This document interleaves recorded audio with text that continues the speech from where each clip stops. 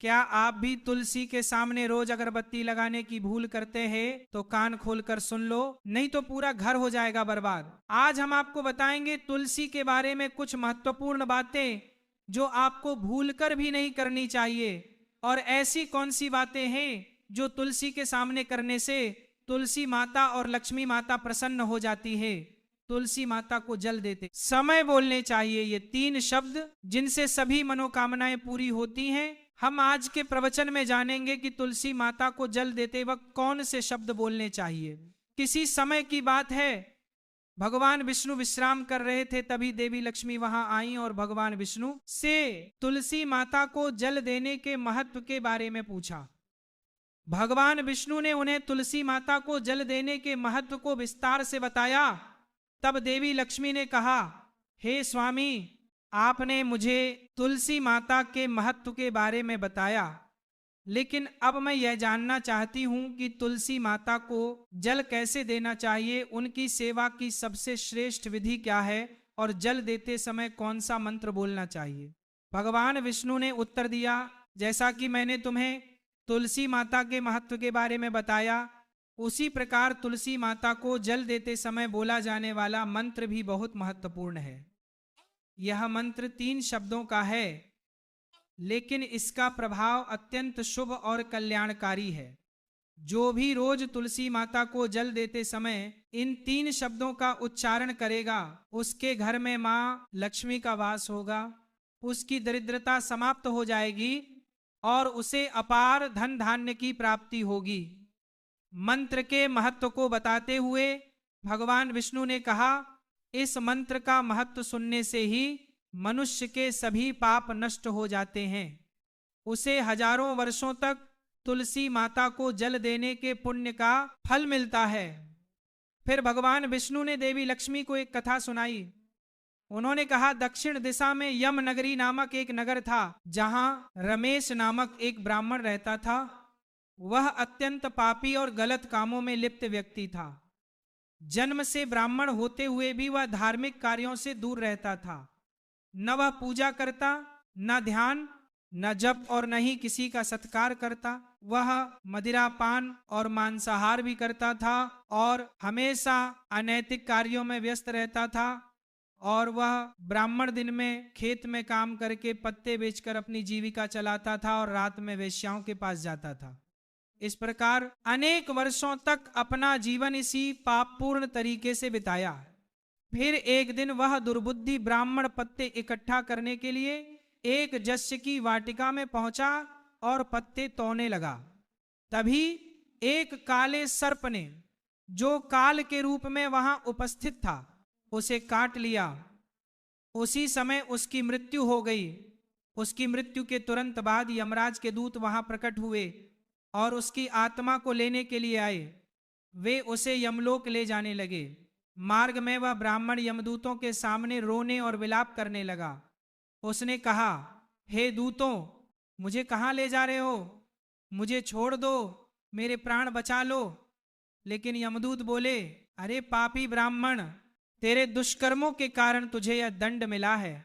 अब यमराज तुझे घोर नरक में डालेंगे। यमलोक पहुंचने पर चित्रगुप्त ने उस ब्राह्मण का पूरा लेखा जोखा प्रस्तुत किया। उन्होंने कहा, हे धर्मराज, इस ब्राह्मण ने अपने पूरे जीवन में केवल पाप किए हैं, इसने कभी कोई पुण्य कार्य नहीं किया। धर्मराज ने दूतों से कहा, हे दूतों, इस घोर पापी ब्राह्मण को नरक में डाल दो, इसे अपने कर्मों का फल भोगना होगा। यमदूत उसे ब्राह्मण को नरक में ले गए और उसे भयंकर अग्नि में धकेल दिया। वह कई वर्षों तक नरक की यातनाएं सहता रहा। इसके बाद उसे अगले जन्म में बैल के रूप में जन्म मिला। बैल का शरीर पाकर उसने भारी बोझ उठाने का कार्य किया। उसका मालिक उससे दिन रात काम करवाता था। जब उसकी शक्ति समाप्त होने लगी तो मालिक ने उसे एक लंगड़े आदमी को बेच दिया। वह लंगड़ा आदमी उस बैल का उपयोग अपने बोझ उठाने के लिए करता था। बैल ने 8 वर्षों तक उसकी सेवा की। फिर एक दिन वह बैल लंगड़े आदमी को लेकर एक ऊंचे पर्वत पर चढ़ा। अधिक परिश्रम और थकान के कारण वह बैल मूर्छित होकर गिर पड़ा और अंतिम सांसें लेने लगा। वहां खड़े लोगों को उस बैल पर दया आ गई। उन्होंने उसके मुख में पानी डालने का प्रयास किया। उसी भीड़ में एक पुण्यात्मा व्यक्ति भी था। उसने अपने पुण्य का थोड़ा भाग उस बैल को दे दिया। इसे देखकर अन्य लोगों ने भी अपने अपने पुण्य उसे देना शुरू कर दिया। उसी भीड़ में एक वेश्या भी खजी थी। सभी अपना पुण्य उस बैल को देकर उसका उद्धार करने का प्रयास कर रहे थे। यह देखकर उस वेश्या ने भी अपना पुण्य उस बैल को दे दिया। कुछ देर बाद उस बैल की मृत्यु हो गई। फिर उस स्थान पर यमदूत आए और उस बैल के शरीर से उस ब्राह्मण की आत्मा को निकालकर यमलोक ले गए। यमलोक पहुंचने पर उसे यमदेव के सामने प्रस्तुत किया गया। चित्रगुप्त ने जब उसका लेखा जोखा देखा तो वे चकित रह गए। वेश्या के द्वारा दिए गए पुण्य के कारण उसके सभी जन्मों के पाप नष्ट हो चुके थे। यमदेव ने कहा, हे ब्राह्मण, उस वेश्या ने तुझे अपना पुण्य देकर तुझ पर बड़ा उपकार किया है। उसी के पुण्य के प्रभाव से तुम्हारे सभी पाप नष्ट हो गए हैं। इसीलिए अब तुम्हें फिर से मनुष्य जन्म प्राप्त होगा। इस प्रकार वह ब्राह्मण पृथ्वी पर एक उत्तम ब्राह्मण कुल में जन्म लेता है। उस महापुण्य के प्रभाव से उसे अपने पूर्व जन्म की सारी बातें याद आने लगती हैं। जब वह बड़ा होता है तो उसे यह ध्यान आता है कि पिछले जन्म में जब वह बैल था तब एक वेश्या ने उसे अपना पुण्य दिया था। उसके मन में उस वेश्या के बारे में जानने की उत्सुकता जागती है। वह वेश्या का पता लगाकर उसके नगर में पहुंचता है। वहां वह वेश्या जो अब बूढ़ी हो चुकी थी उसे मिल जाती है। वह ब्राह्मण उसके सामने जाकर बार बार प्रणाम करता है और धन्यवाद देने लगता है। वेश्या उससे पूछती है, हे ब्राह्मण श्रेष्ठ, आप कौन हैं और किस कारण मुझे धन्यवाद दे रहे हैं? मैंने आपका कौन सा कार्य किया है जिसके लिए आप मुझे नमस्कार कर रहे हैं? तब ब्राह्मण कहता है, हे मां, मैं वही बैल हूं जिसे तुमने अपना पुण्य देकर जीवन दान दिया था।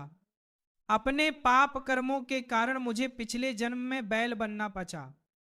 उस पर्वत पर जब मैं अंतिम सांसें ले रहा था तब तुमने अपना पुण्य मुझे दे दिया था।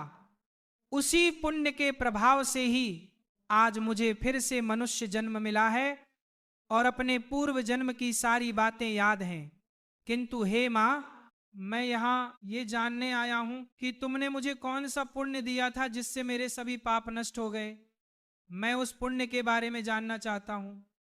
तब वेश्या ने कहा, हे ब्राह्मण श्रेष्ठ, मैंने तो अपने जीवन में कोई पुण्य का कार्य नहीं किया है, पर मेरे घर में एक तोता है जो पिंजरे में रहकर हमेशा कुछ बोलता रहता है, जिसे सुनकर मेरा अंतःकरण पवित्र हो गया। वही मंत्र मैंने आपको पुण्य स्वरूप दान किया। फिर वह वैश्य और ब्राह्मण उस तोते के पास गए और उससे पूछने लगे, हे शुक, तुम कौन सा मंत्र बोलते हो जिससे हमारे जीवन का उद्धार हुआ? ये मंत्र तुम्हें किसने सिखाया और इसका क्या अर्थ है? तब उस तोते ने अपने पूर्व जन्म का वृतांत सुनाना शुरू किया।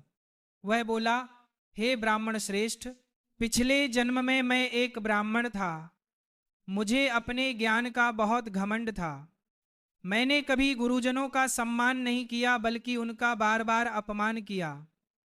अपने अहंकार के कारण मेरा स्वभाव क्रोधी और द्वेषपूर्ण हो गया।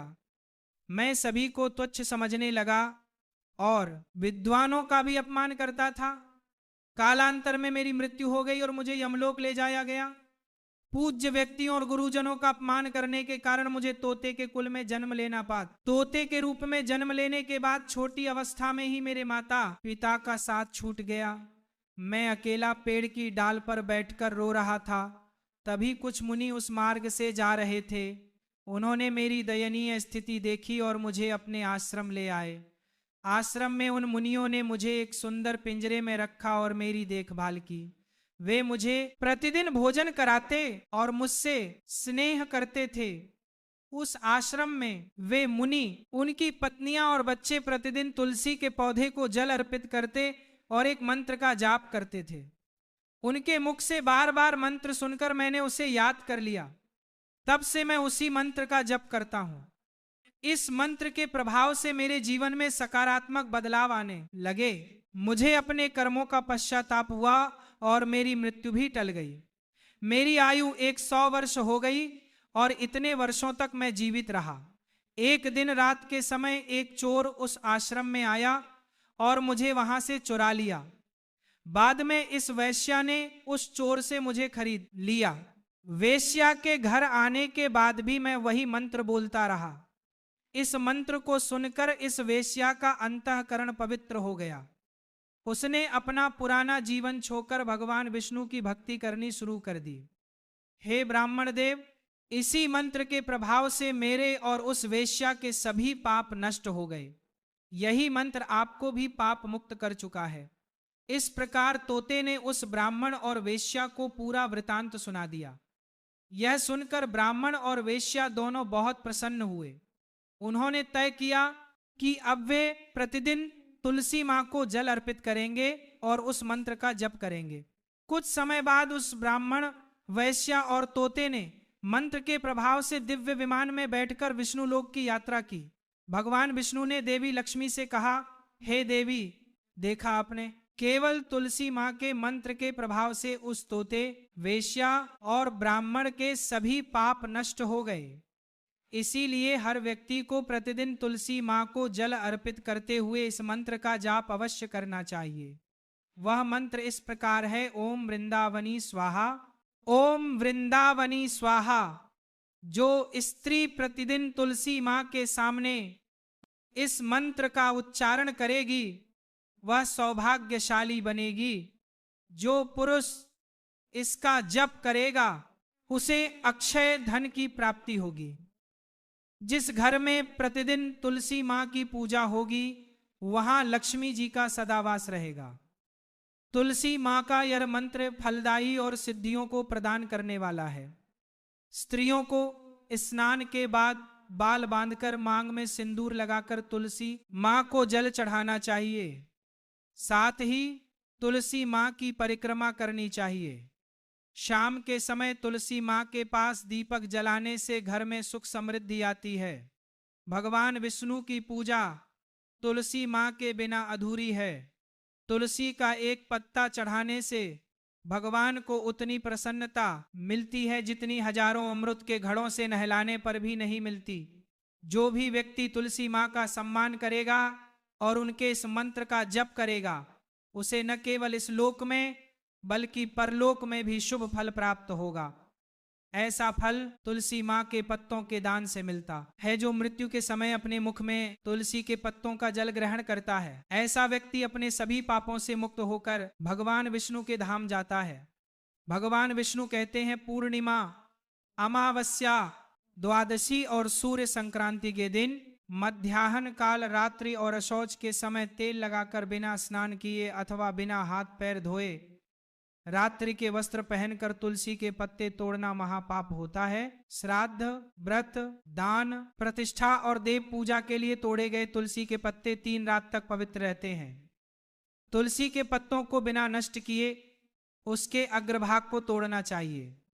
तुलसी की मंजरी जो सभी फूलों से श्रेष्ठ मानी जाती है उसे तोड़ते समय पत्तियों का होना आवश्यक है। पौधे को बिना हिलाए केवल अग्रभाग को तोड़ना चाहिए ताकि पूजा का फल और बढ़े। तुलसी के पत्तों को कभी नाखून से नहीं तोड़ना चाहिए क्योंकि इससे पाप लगता है।